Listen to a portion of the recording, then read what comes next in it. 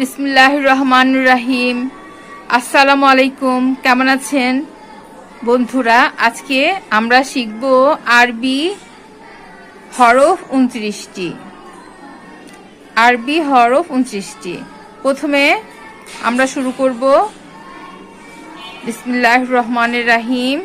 প্রথমে আলিফ, বা, তা, সা, জিম, হা, খ, দাল, জল, র, জা, সিন, শিন, সোয়াদ, দোয়াত, তোয়া, জোয়া, আইন, গোয়াইন, ফা, কফ, কাফ, লাম, মিম, নুন, ওয়াও, হা, হামজা, ইয়া।